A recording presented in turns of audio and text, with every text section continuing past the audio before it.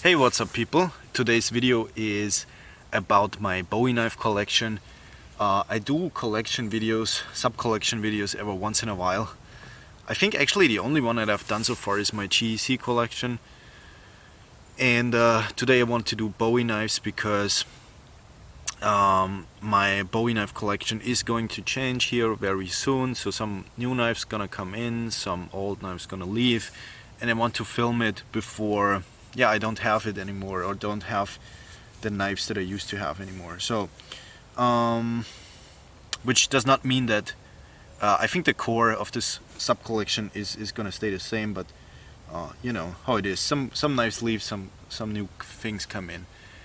This video has been quite a trouble to shoot. Actually, it's constantly raining on off. If it's not raining, it's very windy. So if it starts to rain again, or if it starts to get windy, my apologies. It's not a big deal for you guys, but it is quite annoying to film videos on days like this. I should have brought a bigger tarp. That's the whole lesson that we learned today. Anyways, starting off with my smallest Bowie knife. By the way, I only include fixed blades, no folders. I have some Bowie folders. This video only consists of fixed blades too, though. The Spyderco Street Bowie, I included it. It's not a very typical Bowie knife. Typically Bowie knives are like 9 inches or 8 inches of blade length. This is a 5-inch blade, but I included it because of its historic significance. This is a very typical historical Central European Bowie knife, which kind of comes from the kitchen knife design that has been tacticalized, so with a guard and a more pointier tip. Fred Perrin did an excellent job on the design of this. I have a video on my channel on this knife on its own. VG10 Seki City, Japanese made, super lightweight for the size we have here. Very light, I think 3.7 ounces, super lightweight, compact EDC Bowie knife. I think typically, historically speaking, Bowie knives were a lot longer, but in today's world I would include smaller blades, and I wouldn't include every knife that's 9 inches or 8 inches, because a true Bowie knife to me has to be a certain style of knife. Not every big knife is automatically a Bowie knife, as it used to be in like the 18th and 19th century, where Bowie knives got really popular again. You had all kinds of blade shapes back then, but today I wouldn't include every single shape in the Bowie knife genre. That being said, the next one is a typical Bowie style blade with the very inward curving. The last one was a straight clip. This is like a curving clip point, but still a very compact and small knife, again in that 5-inch 13 centimeter kind of size range. This one is a little bit thicker than the Street Bowie. This is like 4.5 millimeters of N690 steel. This is called the Yars Coluber.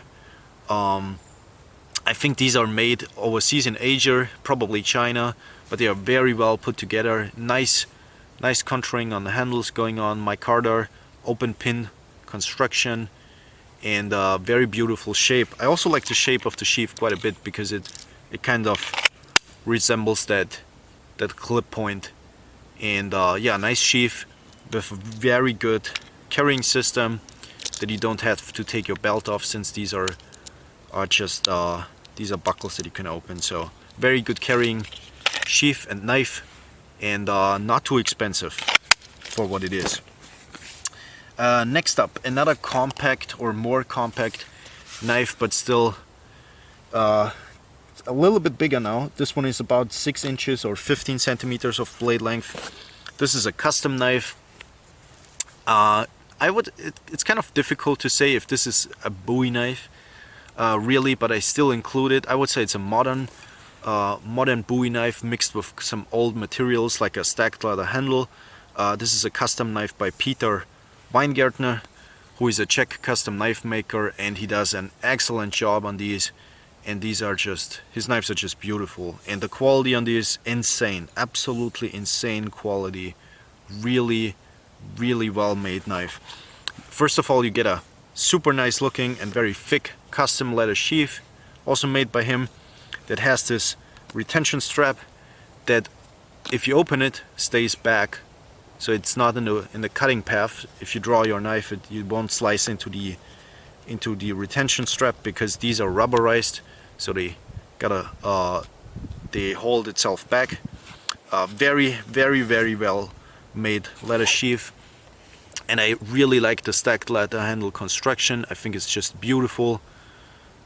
Yeah, hard to say. Like I said, is this a Bowie knife or is it not a Bowie knife? I would say it is a modern Bowie knife, with the straight clip, flat ground blade, with a nice shoulder. This is Elmex steel, which is very uncommon in the fixed blade world, I would say, because Elmex is supposed not to be very tough, but has a lot of edge retention. This is really thinly ground behind the edge, and it's super tough. I batoned and chopped with this knife, and it's really not an issue, because I think Peter knows what he's doing. Aluminium guard and bolsters, super beautiful knife, love it. One of my most favorite fixed blades.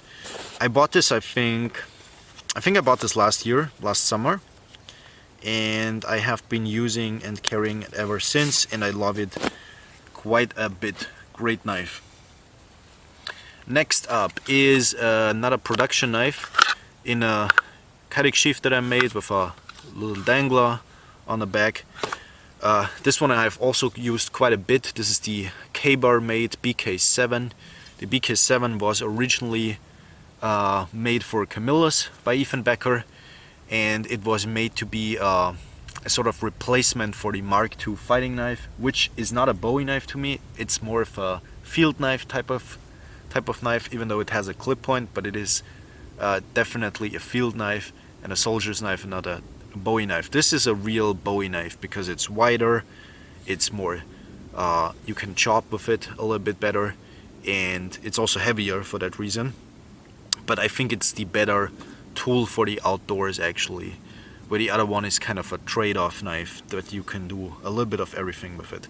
This one has some oil on it, since this is 1095, and yeah, the thinnest grind on a K-bar fixed blade that I have ever had. It's really thin behind the edge. In this particular case, I'm not sure if they all come like this, but yeah, it still holds up great. No chipping on this, and this also is a great chopping, batoning, kind of do-all knife. As you can see, I replaced my plastic scales with my Carter scales. I think that's actually the way to go on these, and I also put some red liners on here because I like the contrast. But yeah, they really darkened up over the time. And yeah, the BK7, one of my most favorite fixed blades also. This one is about, how big is this? This is a 7-inch blade. This is 18 centimeters. So now we're getting a little bit bigger. And I think bigger is how Bowie knives originally are meant to be. The next one is a Bowie knife that's made by Masarin. Comes in this leather sheath. It's not the best leather sheath, but it's alright. I think it's not too bad. These are also made in Italy, the sheath and the knife, and yeah, Masarin did a great job with the price point and the materials they used in here. It comes in either micarta, or actually, does it come in micarta? I think it only comes in G10, different colors, G10, and then 440C, which it's very uncommon to see stainless steels on Bowie knives these days, at least in the more higher quality range. I would say there's like 4.8 millimeters of blade stock, so it's not too thick, not too thin either. And this is a 7.5-inch blade, I think. It's like 20 centimeters. Good size Bowie knife. Stainless steel guard. The handles enclose the tang completely, which is nice in colder conditions. You have a screwed construction, and the tang is also screwed in, which is very nice to see for the price point of around 100 euros. I think for what you are getting here, Masarin is offering you a great deal for an Italian-made Bowie knife, and the 440 steel seems to be really good. It seems to be tough, which is the primary concern with a stainless steel on a Bowie knife. You want more toughness out of there, right? And not more edge retention. And yeah, I think this has a good trade-off of both of those things. So yeah, the Masarin Bowie is a great one. I don't even know if that's the entire name of this knife, but I think they just call it the Bowie knife. Next up, another knife in the 7.5 inch size range. This is a knife that I like quite a bit. It has a custom sheath. I actually bought this on a secondary market off of a collector, because back in 2022 Linder Knives, a German knife company, went out of production, and a collector sold his collection, and I bought this knife off of him for a very reasonable price. It comes in this custom leather sheath that he ordered for this knife. This is not the original sheath how it comes with. And this Bowie knife is, I think, one of the best looking Bowie knives I have. Probably even the best looking Bowie knife.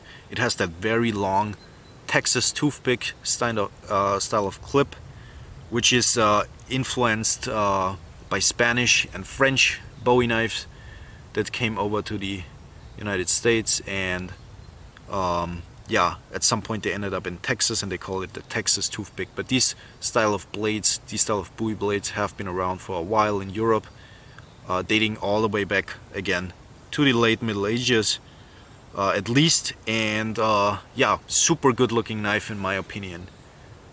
It comes with a stag handle that has this additional steel that separates the front and the back section.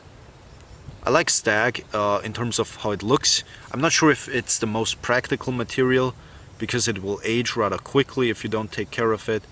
But there's also not a lot you can do in terms of taking care, other than, making sure it doesn't get wet or cold all the time. But it's a nice looking material.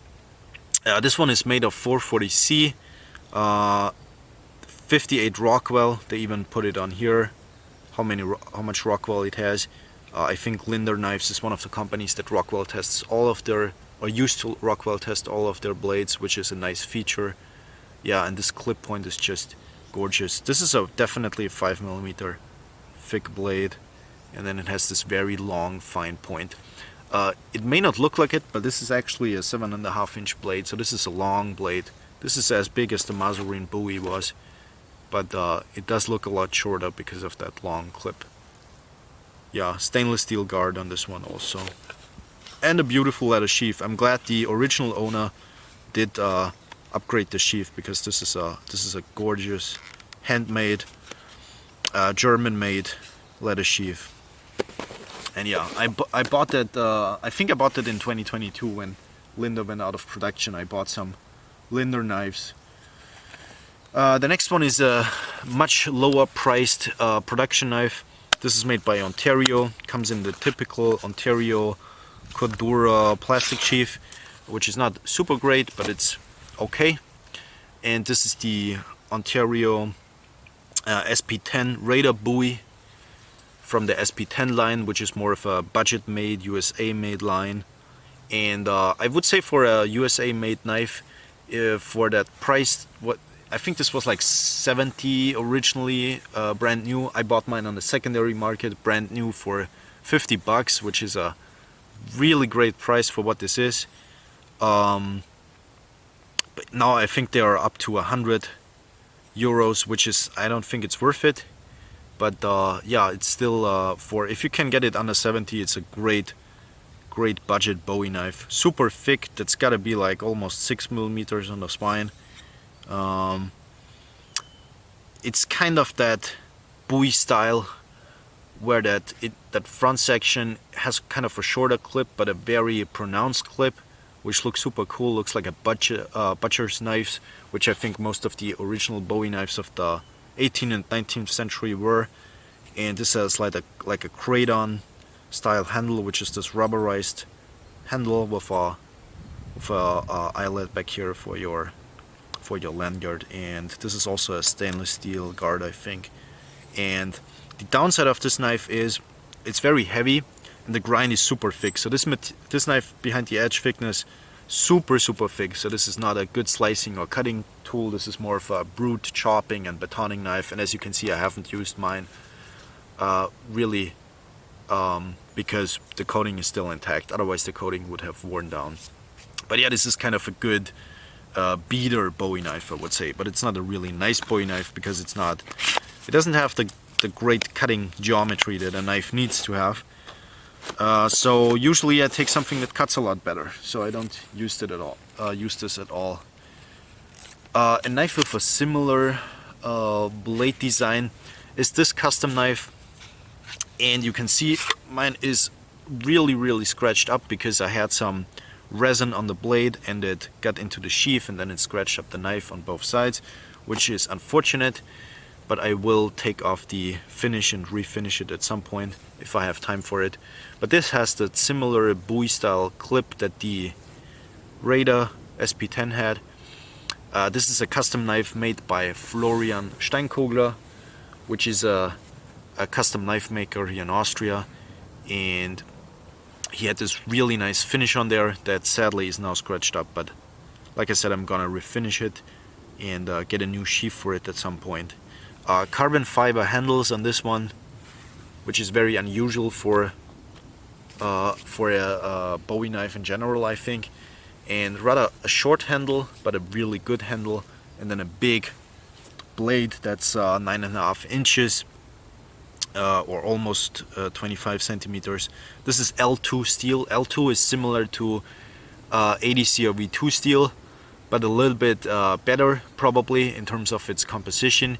So it's and this is also a custom knife, so you have a custom heat treatment on there, which is obviously going to add to the performance. So a good tough carbon steel that you can beat on, and I certainly have beat on this knife, and I'm going to continue to. This is kind of my beater Bowie knife, even though it's a custom. Blade stock thickness on this one is not too thick, it's only like 4.5 millimeters, but it is, because of the steel, very tough. And it's very front heavy also. Sadly, the whole sheath and scratch situation is kind of a little bit annoying, but you know, I have to live with that. And next up is the Boker Arbolito, which is the Argentina made Boker line. This is the El Gigante, or El Gigante, however you say that. Comes with a leather sheath that's really bad. Came with a came a little bit damaged from factory and is not the nicest quality, but I like the carrying system. I think that's a really smart and good way of doing a carrying system, and I like that the strap is out of the cutting path. That's also not something you see every day.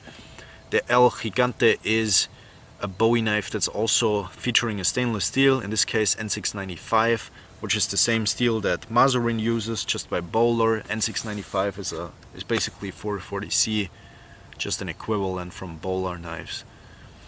Beautiful stonewash finish on here. I think it's like a 5mm thick blade, but it tapers down very quickly to a very fine needle point, and has a slight recurve in the edge, which can be a little bit tricky to sharpen, but the steel is not too hard, so it's not too much of a problem.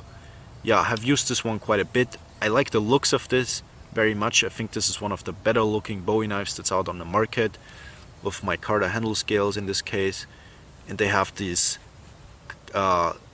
grooves in here which look like I think they're made to look like a horn. And it also features a tapered tang, which is also not something you see in a production knife too often. But yeah, this one is beautiful, and it used to be very affordable. It's not anymore. I think this costs up to 300 bucks right now, which is crazy for what this is, because this is certainly not worth it in terms of, you know, 300 bucks is not something that I would pay for this. But yeah, it's not a bad knife at all. Next up is probably another one of my favorites. This is the Cold Steel Trailmaster, and the sheath can tell you right away that this is the Sanmai free version. The Cordura sheath might be a little bit on the cheaper side, but it's serviceable. Most of the times I carry it in a Buck River leather sheath that I have from a different knife. And this is the Trailmaster Bowie, which is probably the best performing Bowie knife on the market. It comes with a convex grind, one of the few knives that has a convex grind on it, and the VG1 Sanmai. So it has like a VG10 core, and then the outer steel is a little bit softer. It's stainless. It's super tough behind on the edge, even though it's convex down all the way almost to zero, and it has a very fine point on it, despite the Is that 8 millimeters of blade stock thickness? This is super thick, and for how thick it is, it's actually very light and has a super nice steel and a super nice heat treatment. I really like this knife. This knife I actually have been around the world with, have used it in a couple of different countries now, and yeah, it served me very well. I used this quite a bit during winter. This is a kind of a winter expedition kind of knife. Stainless steel guard, craton handles that enclose the tang so your hands don't get cold, which is also the reason I use it during the winter quite a bit. Big lanyard hole that I never use, and yeah, coffin shaped handle. The coffin shape is a very traditional shape on Bowie knives, and I think it's a shape that works rather well. This is a good handle design, and I like the craton. I think it's very grippy and keeps your hand locked in even if you are cold or sweaty. And yeah, the VG1 Sanmai is a really great steel. I like it. The Trailmaster is just a beautiful knife. Not sure how much these cost right now. Actually, you can flip it to the other side. Am I stupid? Yeah, maybe I'm stupid. You can actually flip it to the other side. I'm not sure why I had that on the other side. Again, but yeah, you can draw it without cutting the snap. Yeah, Cold Steel Trailmaster. Another Linder knife that's out of production with a nice thick leather sheath that you can actually, I think you can take this frog off, and in there is a big old Bowie blade that's kind of hard to draw sometimes. This is also one that I don't really use. This is one that I just collect. This is the Linder, I don't know what they call this. Anyways, it's one of their bigger Bowie knives with 9.5 inches or 25 centimeters of blade length. Big old Bowie knife. On the thinner blade stock though, it's like 4.2 millimeters only, but it's very hefty, very front heavy, and has a beautiful stack handle on there, which is very thick. It's a really super thick handle, and this is made of 440 steel. Steel doesn't say that much, heat treatment does, but yeah, I think Linder is not too bad in terms of the heat treatment. Depends on what kind of steel they do, but typically they are not bad. Stainless steel guards, and these are like nickel and brass pins on the handle. Yeah, and it's very thin behind the edge actually. But yeah, like I said, I don't use this. This is just a collection piece, and this one again I bought from a collector when Linder knives went out of production. So because I wanted to have some Bowie knives from Linder before they are completely gone. So yeah, that's it. This is my Bowie knife collection in its current state. Like I said, a couple of things are going to change here soon, and maybe someday in the future I do another Bowie knife collection update so you can see which knives I kept and which one I didn't. People have asked me about the Masarin Bowie, if I can make a video about that knife, and I'm sure I will at some point, but I haven't had the time yet to do so. So please bear with me. It's a lot of work to put together a video where you can actually show how you use the knife, and I want to do another big tour with this knife so I can really test it in its true element outside in the woods, and not just do like a tabletop review. So that's why it's taking me a little bit more time than usually to do this video, so I hope you can understand that. Yeah, so that's it for today's video. Thank you guys for watching, and maybe we see each other in another video. Goodbye people.